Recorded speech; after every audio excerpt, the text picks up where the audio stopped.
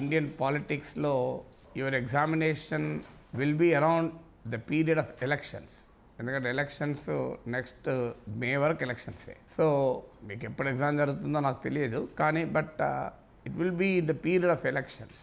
సహజంగా if you look back at the general studies papers, మీరు essay పేపర్లు చూస్తే పత్రికల్లో మీడియాలో బాగా చర్చనీయ అంశాలుగా ఉన్నవి ఏదో రూపంలో రిఫ్లెక్ట్ అవుతాయి. ఇక్కడ జనరల్ స్టడీస్ అంటేనే polity, economy, society, current affairs ఇవన్నీ కలిపితేనే జనరల్ స్టడీస్ అనిపిస్తాయి. సో అందువల్ల ఎలక్షన్స్ టైంలో వస్తాయి. మన సిలబస్లో డైనమిక్స్ ఆఫ్ ఇండియన్ పాలిటిక్స్ ఉంది కనుక one possible topic is coalition governments, coalition politics, సంకీర్ణ రాజకీయాలు, సంకీర్ణ ప్రభుత్వాలు దేశానికి మంచివా చెడ్డవా, ఇది ఒక possible topic because of the election eve కనుక. అందుకే మనం సైమల్టేనియస్ ఎలక్షన్, జమిలీ ఎన్నికలు కూడా మాట్లాడుకున్నాం, వన్ నేషన్ వన్ ఎలక్షన్ అని. ఇప్పుడు యూనిఫామ్ సివిల్ కోడ్ పెద్ద చర్చనీయాంశంగా వస్తుంది. సో అందువల్ల అదొక టాపిక్గా ఉండవచ్చు. ఉమ్మడి పౌర స్మృతి అది కూడా సోషల్ ప్రాబ్లమ్స్లో ఒక టాపిక్గా ఉండవచ్చు. సో ఈ టాపిక్స్ మనకు సిలబస్కి వచ్చారు ఓవర్లాపింగ్. ఇప్పుడు ఎంప్లాయ్మెంట్, అన్ఎంప్లాయ్మెంట్ అది సోషల్ ప్రాబ్లమ్స్లో రావచ్చు, ఎకనామిక్ ప్రాబ్లమ్స్లో రావచ్చు, అలాగే హ్యూమన్ రిసోర్స్ డెవలప్మెంట్ రావచ్చు. దాన్ని ఏ సెక్షన్లో బంధించలేము. ఎకానమీలో అన్ఎంప్లాయ్మెంట్ ఒక ఇష్యూ,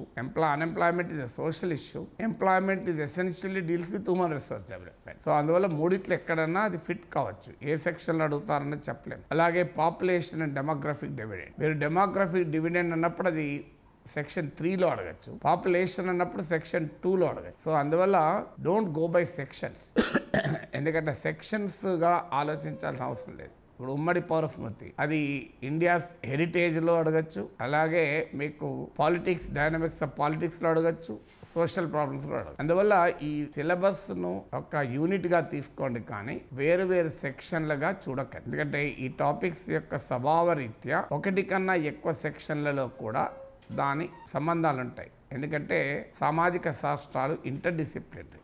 ఇప్పుడు political economy, political sociology, social psychology అని మన సబ్జెక్ట్స్ ఉంటాయి. పొలిటికల్ ఎకానమీ అన్నప్పుడు అది పొలిటికల్ టాపిక్ కావచ్చు, ఎకనామిక్ టాపిక్. పొలిటికల్ సోషాలజీ అన్నప్పుడు ఇందులో ఉండొచ్చు, అందులో ఉండదు. క్రియేటివ్ ఎకానమీ అనే ఒక కొత్త కాన్సెప్ట్ వచ్చింది. ఇప్పుడు నేను మొన్న హిందూలో ఒక ఆర్టికల్ కూడా వచ్చింది. క్రియేటివ్ ఎకానమీ అంటే ఆర్ట్స్ ఇలాంటివి కళల్ని ఒక వ్యాపారంగా, అర్థశాస్త్ర ఆర్థిక వ్యవహారంగా నడపడం. సో దీన్ని క్రియేటివ్ ఎకానమీ అంటారు. సో అది ఎకనామిక్స్లో ఉండొచ్చు, కల్చర్లో ఉండొచ్చు. సో అందువల్ల don't go by this compartmentalisation sections. బ్రాడ్గా ఓవరాల్గా మనం చదువుకోవడం అనేది మంచిది. సో ఈ సంకీర్ణ రాజకీయాలంటే ఏంటి? Definition of coalition, types of coalition. First point, ఒకటి కన్నా ఎక్కువ రాజకీయ పార్టీలు ముందుగా అవగాహనతోనూ, ఎన్నికలకు ముందు అవగాహనతోనూ లేదా ఎన్నికల తర్వాత అవగాహనతోనూ ప్రభుత్వాలను ఏర్పాటు చేయడం అనేది సంకీర్ణ ప్రభుత్వంగా మనం నిర్వచిస్తాం. Formation of a government with a pre electoral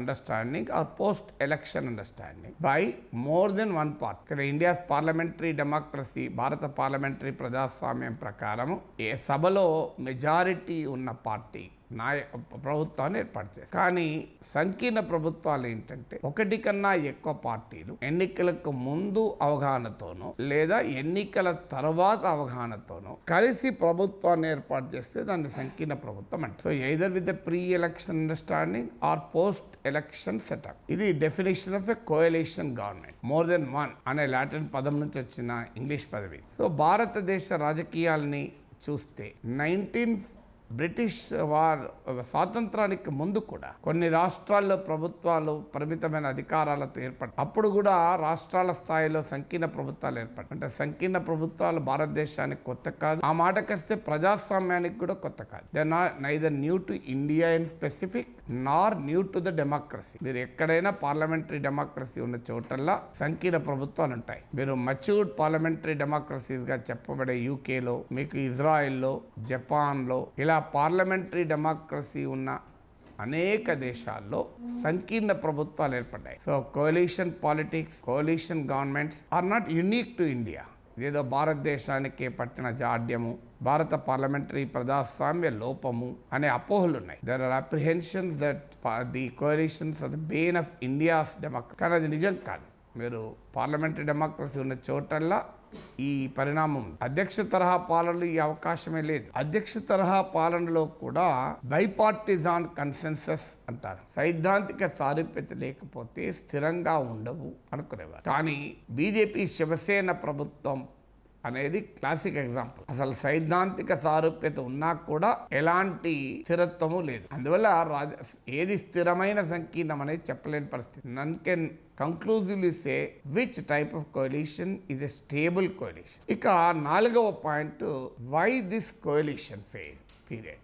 ఎందుకు భారతదేశంలో ఈ సంకీర్ణాల రాజకీయాలు మొదలయ్యాయి? ఒకటి, భారతదేశమే ఒక సంకీర్ణ సమాజం. India itself is a social coalition. భారతదేశంలో ఉండే డైవర్సిటీ నీకు ఎందుకు భారతదేశం లాంటి దేశంలో సంకీర్ణాలు సహజ ప్రక్రియ, ఇట్స్ ఎ నేచురల్ ప్రాసెస్. కారణం ఏంటంటే భారతీయ సమాజమే సంకీర్ణ సమాజం. ఒక నాగానో మిజో యువకుని ఆకాంక్షలకు, ఒక తెలుగు యువత ఆకాంక్షలకు పోలిక ఉండదు. మరి ఒక సగటు తెలుగు యువతను నీవు ఏం కావాలని కోరుకుంటున్నావు అని అడిగితే, ఒక నాగా యూత్ను మిజో యూత్ను అడిగితే ఒకే ఆన్సర్ రాదు. మీకు చాలా భిన్నమైన సమాధానాలు వస్తాయి. మీరు అభివృద్ధి అంటే ఏమిటి అని ఒక బిహారీ యువకుని, అలాగే ఒక తెలుగు యువతను అడగండి. అభివృద్ధి అంటే తెలుగువాడు వెంటనే సాఫ్ట్వేర్ జాబ్ అంటాడు. బీహార్ అని అడగండి, కుछ भी నౌకరీ మిలేతో బస్సే సాబ్ అంటాడు. కానెక్కలే కుछ మిలేతో బస్సే అంటాడు. పాపం ఎందుకంటే వాడు అంతకన్నా ఎక్కువ ఎక్స్పెక్ట్ చేయడు. కుछ రోజ్గార్ మిలేతో బస్సే సాబ్ అంటాడు. అదే తెలుగువాడు కుछ రోజ్గార్ మిలేతో బస్సే అంటాడు. అచ్చా రోజ్గార్ మిల్లా సాబ్. ఒక మంచి ఖరీదైన కారు కొనుక్కోవాలి,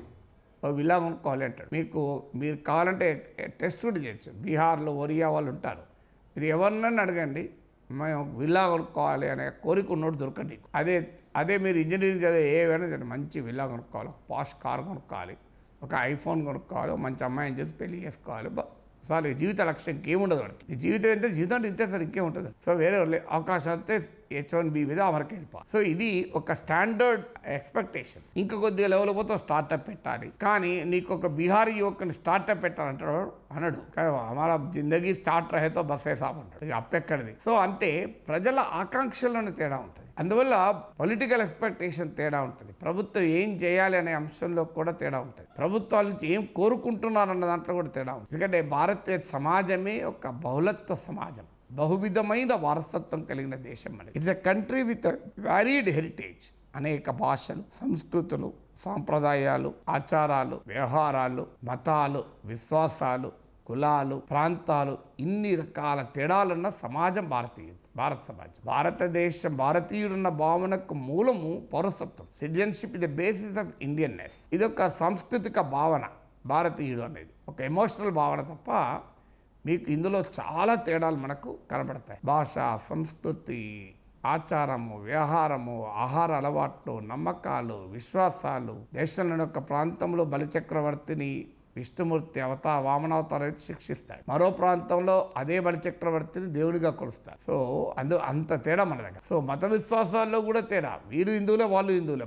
ఇందులో మళ్ళీ ఆ తేడా కూడా లేదు. ఇప్పుడు కేరళలో ఓనం ఫెస్టివల్ జరుపుకునే వాళ్ళు కూడా హిందువులే, వాళ్ళేం హిందువులు కాని వాళ్ళు కాదు. సో ఇన్ని రకాల తేడాలు భారతీయ సమాజంలో. ఆహార అలవాట్లు తేడాలు. కొన్ని రకాల ఆహారాలు కొన్ని ప్రాంతాల్లోనే మనకు చేస్తారు, ఇంకో ప్రాంతంలో. పండుగలు, ఇప్పుడు బతుకమ్మ పండుగ తెలంగాణ సరిహద్దు, భౌగోళిక సరిహద్దు దాడితే ఎక్కడ ఆడరు. సర్ప్రైజింగ్ అనిపిస్తుంది మనకు. సరిహద్దు దాడితే ఆడరు. మళ్ళీ గోదావరిలో ఆడతారు, పక్కనే జగ్గపేటలో ఆడరు, ఆలంపూర్లో ఆడతారు, కర్నూలులో ఆడరు. అంటే సరిహద్దు దాడితే ఎవరు ఆడరు మళ్ళీ. సో అలా ఆహార అలవాట్లు కావచ్చు, పండుగలు కావచ్చు. సో ఇంత విచిత్రంగా ఉంటుంది. సో అందువల్ల the very idea of India is a coalition. భారతదేశమే ఒక గొప్ప సంకీర్ణం, భారతీయ సమాజమే సంకీర్ణం. అందువల్ల రాజకీయ వ్యవస్థ సామాజిక వ్యవస్థను ప్రతిబింబించిన రోజు అనివార్యంగా సంకీర్ణ ప్రభుత్వాలు ఏర్పడతాయి. When political system represents the social system of India, coalitions are an inevitable phenomenon. అంటే దేశ సామాజిక స్థితిని రాజకీయ స్థితి గనక ప్రతిబింబిస్తే